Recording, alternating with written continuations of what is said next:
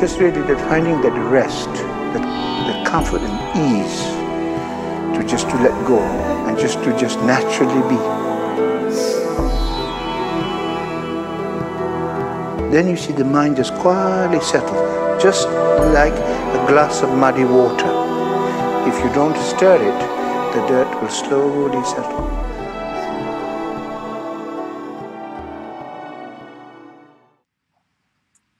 I'm sitting here with Santosh, and he's the creator of this dome and this place I've been sitting in for 5 days. I was thinking about it when I was here. It's a little bit crazy.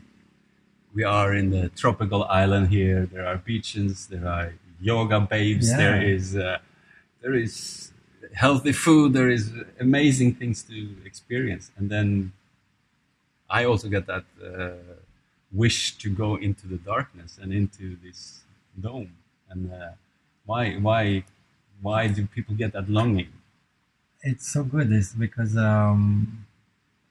okay, there's all these things outside. I always feel like I want more things, we want more things, and here it's like a paradise. And when I lived there at the time for a few years already, I was there for maybe 3 or 4 years. I lived in this island, and you end up like you live in your own place. It doesn't matter because even though it's paradise, you have all of this tropical weather and these beautiful yoga babes and whatever, you know.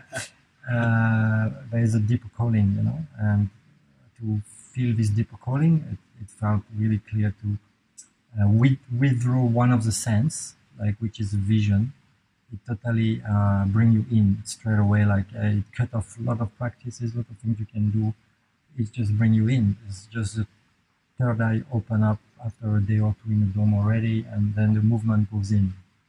And this is a gift. I mean, it's no much places, no much practice we can give this strong help and support in order to go in. So this is the main reason. This we rely so much on light, and that the reality is what we see with the eyes. That when it's cut off, suddenly, it's like you start to lose the sense of the body, perception, like the borders, the limitation of the body, and your attention goes more into the astral world and into within itself. So, and depending on which practice you do, I'm not saying you have to do one practice or whatever, but whatever inspires you will be enhanced by cutting the vision, and then everything becomes so strong. Like it's really a gift. Like, if you know it intuitively, if you're attracted to go in the dark and meditate, you already feel it inside yourself. You know what you're gonna get. Right?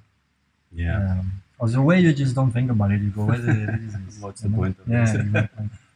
I felt like this. I'm working on a lot on Facebook and social media, and being a lot in contact with people on that, and that's I really wanted a reset. For me, it was like a detox also from that, and breaking the habits of needing to go on Facebook or reading the news, or actually also working, and to really have a retreat, and a retreat for the soul. So like what I experienced the first day was not so long I've been coming here, and there was some tiredness in the body, and I just needed a lot of rest and to sleep and just do nothing and sleep a lot, then going into meditation and prayer and singing and yoga, and just enjoying and not needing to do anything. I felt like that was to fully rest. That's the best place also in Ayurveda, in the science of Ayurveda in India. They recommend people to go in the dark also for rejuvenation and for exactly what happened. If you have any lack of sleep or a bit of stress or whatever, the first 2-3 days or 1 or 2 days, you feel like wow, your body just wants to sleep and relax, and you have a deep regeneration happening. You just not disturbed by any light. go in and sleep and relax and enjoy it. If you don't have like an agenda, like, oh no, I need to do this, and when I'm in the dark, then it can create a tension, you know. But if you really go for whatever happened, and embrace it and I go with it, then it can be a very easy experience also. And then you get to very deep state also, but it's more in respecting what the body needs to go through first. And once the body went through its things, and you slowly you will feel you don't need to sleep much. But what happened to me in long retreats, I don't sleep much. I sit a lot and I do a bit of stretching or yoga or something. I lie down on the back on the yoga mat, and sometimes I pass away. And then I wake. I don't know how long time it went, and then I start again. But I don't really have. I don't put the mattress so much anymore and go to bed. It's just like a continuous practice, you know, like it never ends. It's almost like the body starts living its own wisdom instead of, because the mind is almost like just dissolving out into the dark, and a lot of thoughts comes up. And I also had some emotions coming up now and then. There was some sadness a couple of times. I cried a little bit. So it was like a really deep journey, but it felt very soft and subtle. And I felt in one way very taken care of by the darkness in one way. It was like, it was gentle. It was just soft things surfacing, and then I could just go into it, and then after a while did some yoga or did some breathing exercises, and just being with what my body needed or what my being wanted to do. It's a bit like a process of dying, you know, in a way, but in slow motion. It's like when we die, we say, you know, everything comes up to you, and you will relive all your life, all the moments, and it's quite intense. And if you never look back at your life ever, then these things can really overpower you, and then you go somewhere to reincarnate somewhere if you believe in these things. But you don't even have to believe in that. But it's a natural process. When you stop, when you just stop, and you go in the dark, even if you don't go in the dark, you just stop. Whatever you were running, because you stop, the things will be behind you will start to catch up. So all these things come then, because you stop and you look at them, you turn around and then you look, and all these things comes. Me, and then you just have to go with it. It's nothing personal. I think that's the only attitude, is the best attitude in the darkness. It's in the dawn. There's nothing personal about it. It's just a normal thing that we don't have time, even in a normal life, to stop and look.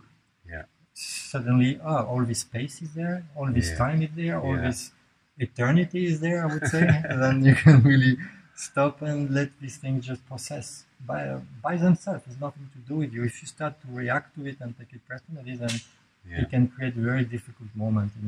But still, even though if you still like grasp it and suffer more from it, there will be a moment you just let go, you know. Because there's nothing there to bring it more fuel into it. So it's just gonna go. I had also very tough moments. Like I had very high moments, very tough moments. But it didn't matter so much. At the end, what gets so strongest is actually the space which can witness all of that. And this becomes such a gift in the dark. It's because the vastness is already there, and you lose like this sense of border of the body. You realize more and more that you're not the body, you're not this mind, you're not this thought. So this space becomes very much alive inside. So it's very easy after to feel supported by that space. Which is me, which is you, which is you. Then you see the mind just quietly settle, just like a glass of muddy water. If you don't stir it, the dirt will slowly settle.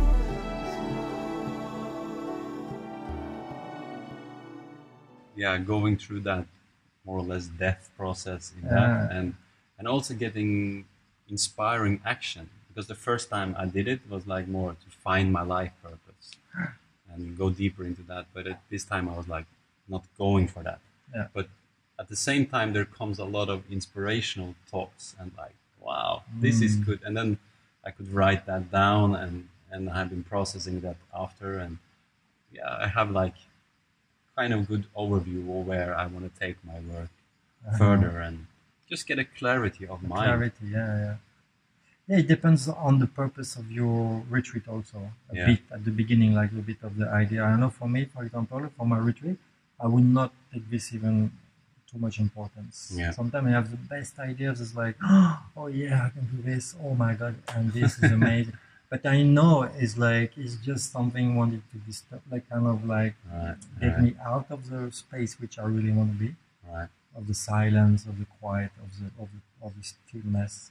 Yeah. And so it's seen, it's appreciated, but I don't put any fuel in it. I just let it pass. Yeah. And it's more a fascination into the moment, into the space of the moment, into the nothingness. Yeah. That's what keep me going in there for weeks. Yeah.